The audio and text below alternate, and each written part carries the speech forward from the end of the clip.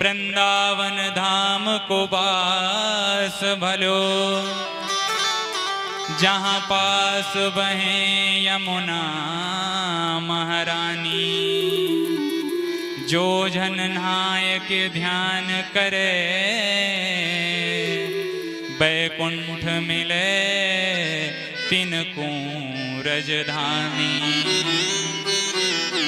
वेद पुराण बखान करें और संत मुनि सन ने मन मानी।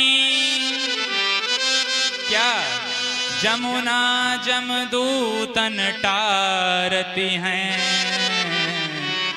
और भवतारती हैं श्री राधिका रानी। भवतारती हैं श्री राधिका रानी। बोल राधा रानी की, बरसाने वारी की जय हो। मोर मुकुट बंसी वारे की जय हो। भगवान ने ज्यों ही वृंदावन की आभा प्रभा शोभा का निरीक्षण किया, मैया के पास भाग करके आए। मैया, या वृंदावन में तो अब हम ही चराएंगे गैया। लाला, अभी तुम्हारी अवस्था बहुत छोटी है, पहले नेक ठीक से बछड़ा चराए वो तो सीख ले, बाद में गैया चराइयो। ठीक है मैया। तो मैया ने मुहूर्त निकलवाया, तो ठीक गोपाष्टमी के दिन से भगवान ने बछड़ों को चराना प्रारंभ कर दिया। भगवान वत्सपाल बन गए।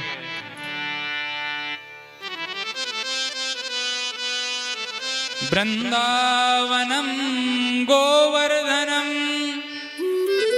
यमुना पुलिनानि च वीक्षासीदुत्तमा प्रीति। राम माधवयो नृप, राम माधवयो नृप।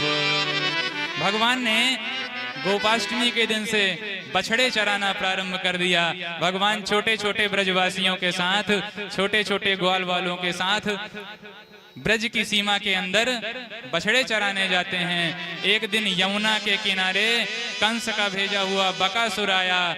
भगवान ने उसकी चोंच पर पैर रख के उसकी चोंच को बीच से चीर दिया और बकासुर का वध कर दिया।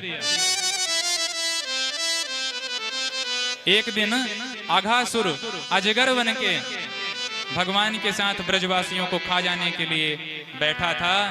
भगवान ने कृपा करके आज अघासुर का भी अंत कर दिया। लेकिन भगवान ने आज अघासुर को मारा और 1 वर्ष के बाद सभी ग्वालवाल मैया के पास जाकर के कहते हैं, मैया आज तेरे कन्हैया ने अघासुर मार दियो। क्यों? 1 वर्ष तक कहाँ थे सब ब्रजवासी? तब महाराज सुखदेव जी राजर्षि परीक्षित को कथा सुनाते हैं। राजन, जब भगवान ने अघासुर को मारा और ब्रजवासियों को लेकर के यमुना के किनारे भोजन प्राप्त करने के लिए, भोजन करने के लिए बैठे, भगवान की अलौकिक शोभा हो रही है। सभी ग्वाल वालों से घिरे हुए भगवान कैसे लगते हैं? बिभ्रद वेणुं जठर पटयो श्रृंगवेत्रे च कक्षे। वामे पाणौ मृषण कवलं तत्फलान्यंगुलीषु। तिष्ठन् मध्ये स्वपरसुहृदौ हासयन्नर्मभिः स्वैः। स्वर्गे लोके मिसति बुभुजे यज्ञ भोग बाल के लिए। यज्ञ भोग बाल के लिए। बिभ्रद वेणुम जठर पटयो। अपने श्रीअंग में पीतांबर धारण करे हुए कमर में फेटा बांध के एक किनारे बंसी रखे हुए हैं, एक और श्रृंगी भगवान ने दबा रखी है। ग्वाल वालों के साथ ग्वाल मंडल में बैठे हुए भगवान ऐसे लग रहे हैं जैसे तारा मंडलों में पूर्णिमा का चंद्र शोभा प्राप्त करता है। सभी ग्वाल वालों के घर से आया हुआ भोजन थोड़ा थोड़ा मांग करके भगवान ने एक गदेली पर रख लिया। भगवान ने अपनी हथेली में जो उंगलियां थीं उनमें किसी के घर से टेंटी का, किसी के घर से आम का, किसी के घर से नींबू का अचार आया था। सबने भगवान ने सबसे एक एक कली मांग करके उंगलियों के मध्य में रख लिया और हाथ में भगवान ने दही और भात ले लिया। भगवान को दही और भात का भोग बहुत प्रिय है। रामावतार में भी भगवान ने यह सिद्ध किया कि भगवान को दही भात प्रिय है। और यहाँ भी भगवान तिष्ठन मध्य स्वपर सुहृदौ हासयन् नर्म भी स्वही, कैसे वामे पाणौ मृषण कवलम तत्फलान्यंगुलीषु, वाम हस्त में भगवान ने अपने दही और भात सान करके रखा है। दही और भात भगवान को बहुत प्रिय है।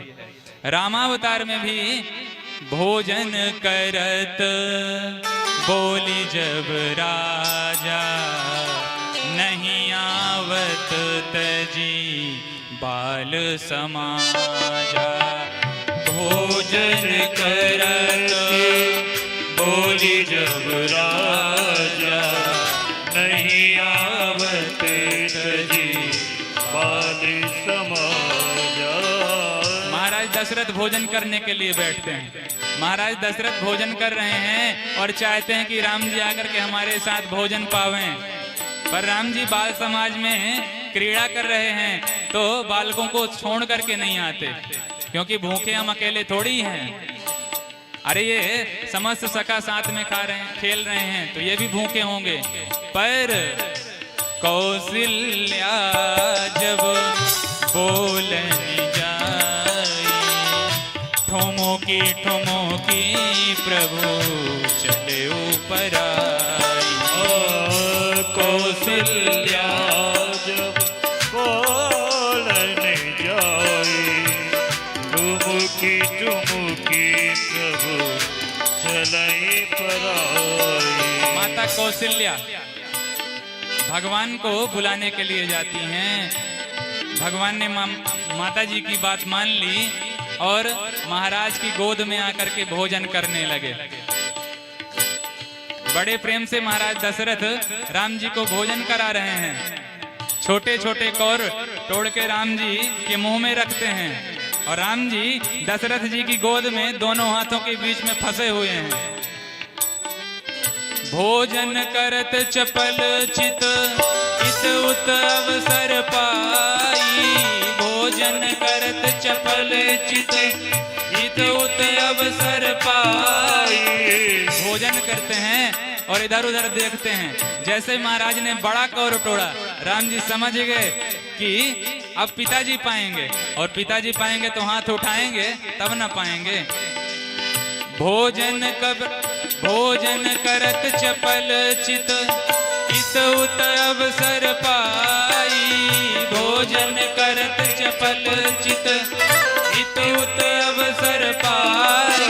जैसे ही दशरथ जी ने हाथ उठाया, भागी चले किलकत मुख दधियोदन लपटाई। भागी चले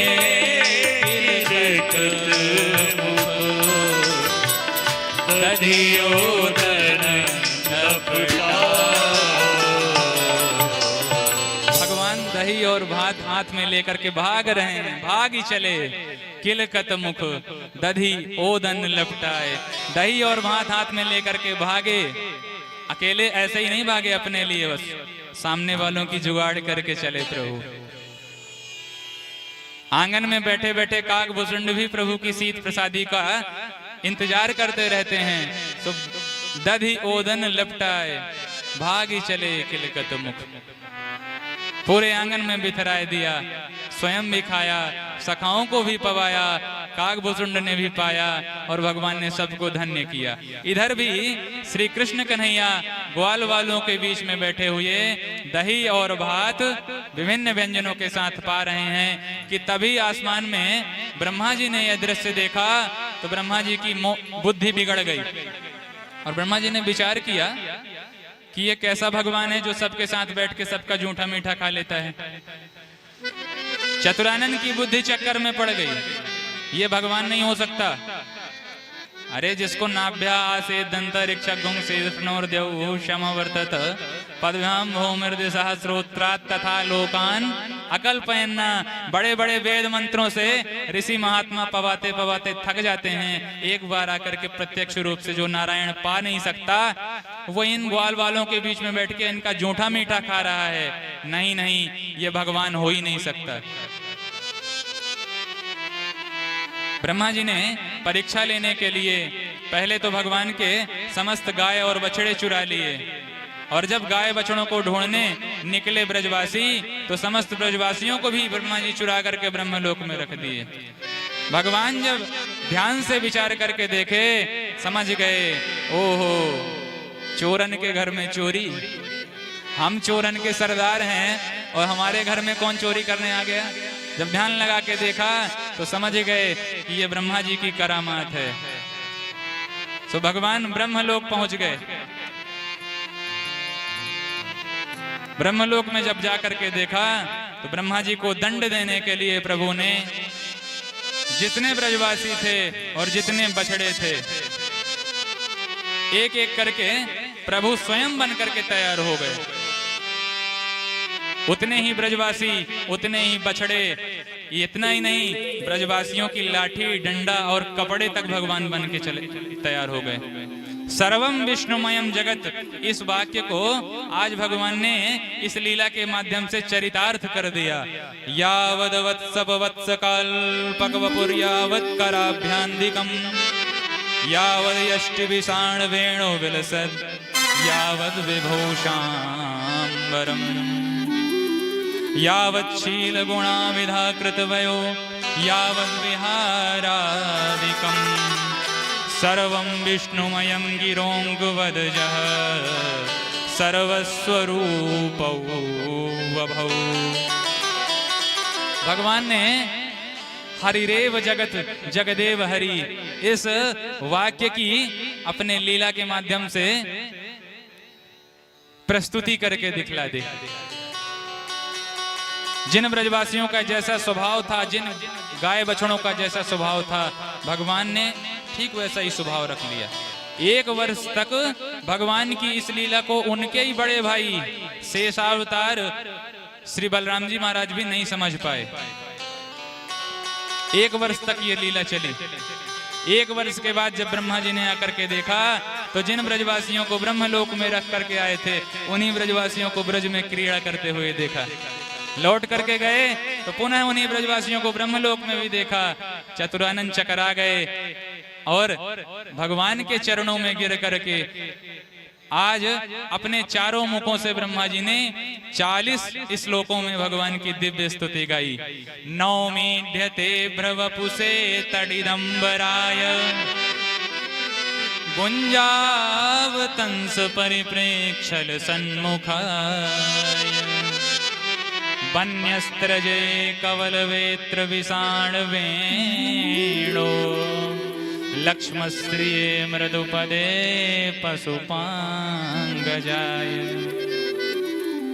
ब्रह्मा जी ने वंदना करते हुए कहा, हे ईढ्य ते नौमी, हे स्तुति करने योग्य स्तुत्य जगदीश्वर, मैं आपकी वंदना करता हूँ।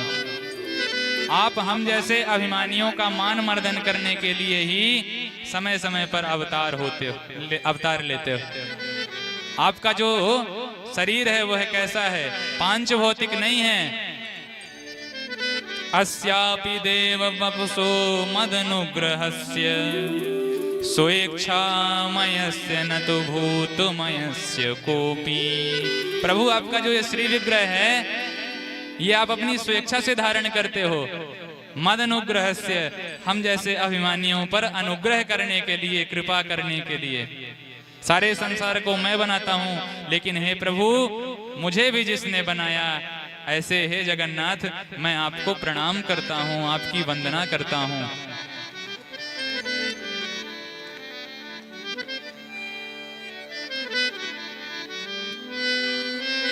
चालीस श्लोकों में स्तुति गाई। भगवान ने ब्रह्मा जी की तरफ देखा भी नहीं, तो भगवान की 3 परिक्रमा करके ही ब्रह्मा जी अंतर्धान हो गए।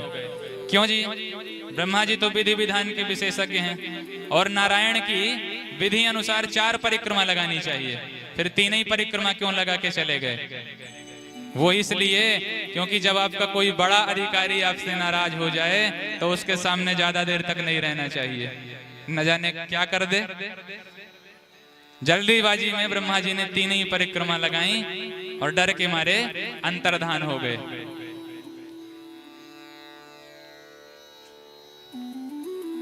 अब कार्तिक शुक्ल की जो अष्टमी आई, उस अष्टमी के दिन से कन्हैया ने मैया की अनुमति प्राप्त करके, अभी तक बछड़ा चराया करते थे, अब गैयों को भी चराना प्रारंभ कर दिया और गोपाल बन के ब्रजवासियों के बीच में प्रतिष्ठित हुए। एक दिन ताल वन में भगवान बलराम जी के साथ और ग्वाल वालों के साथ पहुंचे। वहां फलों से लदे वृक्ष को देख करके सभी ब्रजवासियों ने विचार किया कि सुंदर रसीले रसीले फल हैं, चलो खाएं। पर जैसे ही ब्रजवासी उस फलदार वृक्ष में लगे फल को खाने के लिए उद्यत हुए कि धेनुकासुर आ गया और ब्रजवासियों को सताने लगा। तो बलराम जी ने धेनुकासुर को पकड़ करके, धेनुकासुर गधे का रूप बना करके आया था, तो बलराम जी ने धेनुकासुर की वो दोलत्ती पकड़ी और घुमा करके मारा, तो धेनुकासुर का गोविंदाय नमो नमः। धेनुकासुर का वध बलराम जी ने कर दिया। भगवान जब घर आए तो मैया से कहा, मैया आज मेरे दाऊ भैया ने गजब कर दियो। क्या कर दिया? तब हंस करके भगवान ने कहा, मैया आज मेरे दाऊ भैया ने एक गधा मार दियो। अब मैया जोर से हंसी, क्यों रे बलराम, तू गधो मार तो डोले, तो को और काऊ ना मिलो खेलवे के ताई गधन को मारे। अब बलराम जी क्रोध में भर करके बोले, मैया मैंने गधे को नहीं मारा, वो धेनुकासुर था। इस कन्हैया की मैंने मदद की, कितने फलदार वृक्ष से फल खिलाए इनको, उस गधे को मार के, और ये मेरो उपहास उड़ावे। कन्हैया सुन ले, आज के बाद मैं तेरे साथ खेलवे ना जाऊंगा, आज के बाद तेरी पार्टी अलग और मेरी पार्टी अलग। और भगवान यही चाहते थे कि एक दिन दाऊ दादा मेरे साथ न जाएं तो मैं काली हृदय पर जा करके काली नाग का काम तमाम करके आ जाऊं, क्योंकि दाऊ दादा है मेरे शेष नाग और काली हृदय में छुपा बैठा है काली नाग। दोनों ही नाग हैं, एक ही बिरादरी के हैं। कहीं मेरे बड़े भैया अपनी बिरादरी का पक्ष न ले बैठे, उनको ना बुरा लग जाए, इसलिए अगर ये एक दिन घर में रह जाएं तो मैं जाकर के काली नाग के पास अपना काम करे आऊं। और अगले दिन मैया ने दाऊ जी को घर पर ही रोक लिया, क्योंकि उनका जन्मदिन था। और ग्वाल वालों के साथ खेलते हुए कन्हैया काली हृदय पर गए और विलोक्य दूषिताम कृष्णाम कृष्ण कृष्ण हिना विभो तस्या विशुद्धि मन विच्छन सर्पम तमुद्वासयत। विलोक्य दूषिताम कृष्णम, इस श्लोक में 3 बार कृष्ण शब्द आया है। कालिंदी कृष्णा को देख करके नारायणावतार श्री कृष्ण ने विचार किया कि हम कृष्णा और कृष्ण के बीच में ये तीसरा कृष्ण कौन आ गया। विलोक्य दूषिताम कृष्णाम कृष्णाम कृष्णा हिनाम विभो, दूषित कालिंदी को देख करके भगवान श्री कृष्णचंद्र जी ने विचार किया कि अब इन कालिंदी का भी कल्याण करना होगा। और ऐसा विचार करके ग्वाल वालों की गेंद भगवान ने लीला पूर्वक उस यमुना हृदय में फेंक दी। ग्वाल वालों की जिद पर भगवान कदम्ब की वृक्ष पर चढ़ गए और ग्वाल वालों से कहा, तुम सब यहीं ठहरो, अब हम हाल ही गए और तुम्हारी गेंद लेके आते हैं। ब्रजवासियों ने कहा, लाला काली हृद में काली नाग रहे, काट खाएगो, जल्दी से कदम से नीचे उतर जा, नहीं तो गिर जाएगो। भगवान ने कहा, तुम सब बिल्कुल मत घबराओ, अब मैं वहां से अब ही 2-2 हाथ करके लौट के आऊं। और ऐसा कह करके भगवान ने काली हृद पर छलांग मार दी। जैसे ही काली हृद पर छलांग मारी, संपूर्ण ब्रज में हाहाकार मच गया। आबाल वृद्ध वनिता सर्वेंग पशुवृत्तयः निर्जगमुर्गोकुलादीना कृष्ण दर्शन लालसा। जैसे ही मैया को यह पता चला कि कृष्ण ने काली हृद पे छलांग मार दी है, चीत्कार कर उठी, दौड़ती बिलखती भागी काली हृद की ओर। इधर यमुना जी में प्रविष्ट भगवान श्री कृष्ण की मोहनी मूरत काली नाग की पत्नियों ने देख लिया और विचार किया कि बहन देख तो कितना सुंदर स्वरूपवान एक छोटा सा बालक चला आ रहा है। बहन देखने में तो ये बड़ा सुंदर है, लेकिन हमारे स्वामी जी अगर इसको देख लेंगे तो खा लेंगे, मार डालेंगे, इसको यहाँ से जल्दी से भगा दो, हम नहीं चाहते कि इसका वध हो। सो भगवान के पास आकर के नाग पत्नियों ने कहा, आप भाग्यशाली हो कि इस समय हमारे स्वामी जी सो रहे हैं, जल्दी से हृद से बाहर चले जाओ, अन्यथा हमारे स्वामी जी आपका वध कर देंगे। भगवान ने कहा, जगा दे अपनो स्वामी, वाकई मिलवे आए हैं हम। इतनी जोर से बोला कि काली नाग जग गया, फुफकार मार करके भगवान को शरीर से लपेट लिया। भगवान के श्रीअंग से काली नाग लिपट गया।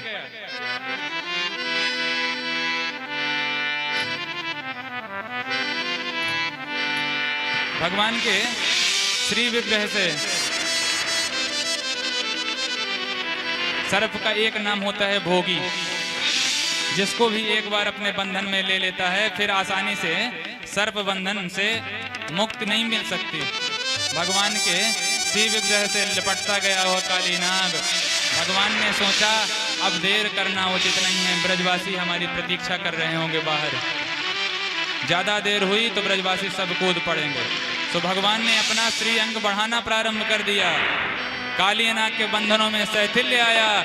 भगवान ने एक छलांग लगाई, कालिये की फनाड़ी पर पहुंच गए गिरधारी। भगवान को फन उठा करके डसना प्रारंभ किया।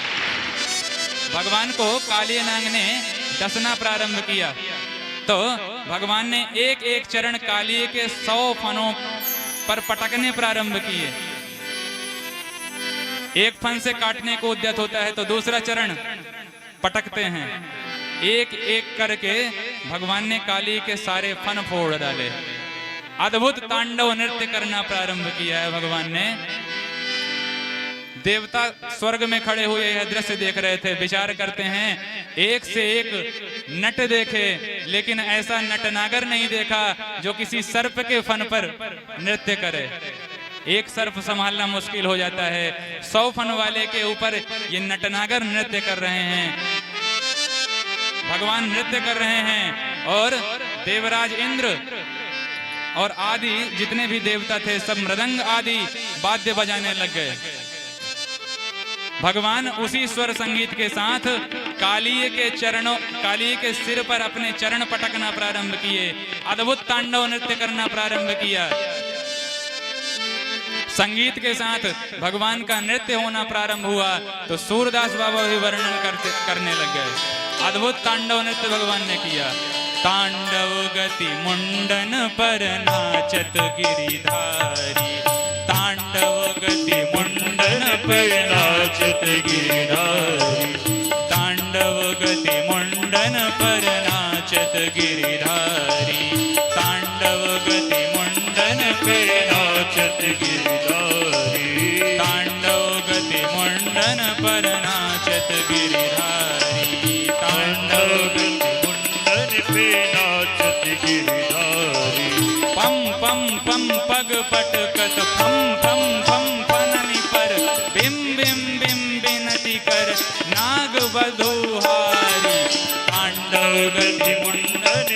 नाचत गिरधारी तांडव गति मुंडन पे नाचत गिरधारी विविध विविध विद्याधर दं दं दं देव शकल गंग गंग गंग गुनि गंधर्व नाचत दैतारी तांडव गति मुंडन पे नाचत गिरधारी तांडव गति मुंडन पर नाचत गिरधारी धुन धुन तक तुम धान दिख तक तुम धुन धुन तक तुम धान दिख तक तुम धान दिख तक तुम धा धान दिख तक तुम धा धान दिख तक तुम धा तीन तीन ता दादा तिरकट धाक धाक धाक धा दादा तिरकट धाक धाक धाक धा दादा तिरकट धाक धाक धाक तांडव गति मुंडन पे नाचत गिरधारी तांडव गति मुंडन पे नाचत गिरधारी ससिक ससिक शनकादिक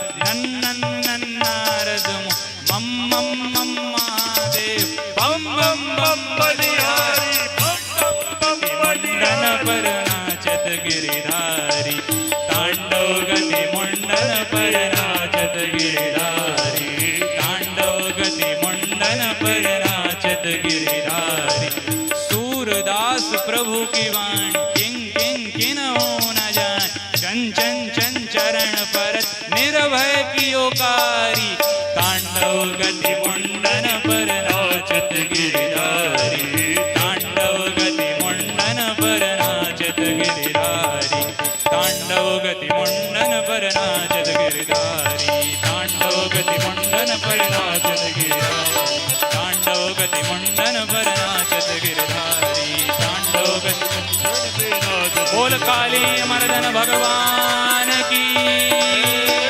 नागनथैया सरकार की जय हो एक एक फन काली नाग के लहू लुहान कर डाले। नाग पत्नियों ने मन में विचार किया अगर एक आध ठुमके और जोरदार लग गए तो हमारे तो स्वामी जी की गारंटी खत्म। सो चरणों में गिर पड़ी नाग पत्नियां। न्यायो हि दंड कृति किल विशेषमिन् तवावतारः खल निग्रहाय रिपो सुतानामपि तुल्यदृष्टे धतसे दमं फलमेवानुशंसन। हे प्रभु, आपने हमारे स्वामी जी को दंड देकर उचित ही किया है, क्योंकि जब कोई उद्दंड हो जाता है तो न्यायाधीश उन्हें दंड देते हैं, और आपने यह न्याय का काम किया है। न्यायो ही दंडः कृति किल विशेषमिन्। हे प्रभु, वांछन्ति तव पाद रजः प्रपन्नाः। आपने हमारे स्वामी जी पर अपने जो दोनों चरण पधराए हैं, बड़ी भारी कृपा की है। क्यों जी, हमने तुम्हारे स्वामी जी के सिर फोड़ डाले मार मार के चरण, और तुम कहते हो हमने कृपा की है। हाँ सरकार, आपने कृपा ही की है। जहीं चरणन से निकसी सुरसरी, शंकर जटा समाई। जटा शंकरी नाम पर्यो है, त्रिभुवन तारन आई। भज मन राम चरण सुखदाई। हे प्रभु, जिन चरणों का निरंतर ध्यान ब्रह्मा और शंकर तक करते हैं, ध्येयम सदा प्रणत ध्येयम सदा परिभवग्नम अभीष्टदोहम। ऐसे हे जगदीश, आपके चरणों में हम वंदना करती हैं, आपकी धूल रज की अभीप्सा करती हैं, आपकी चरण रज चाहती हैं। भगवान प्रसन्न हो गए नाग पत्नियों के वचन सुन करके। छलांग मार करके काली के फन से उतर करके यमुना के किनारे प्रभु आए, तो फुफकार मारता हुआ फिर से काली नाग तन गया। नाग पत्नियों ने कहा जल्दी से अपना सिर नीचे कर लो, नहीं तो 2 ठुमके में छुट्टी कर देंगे सरकार।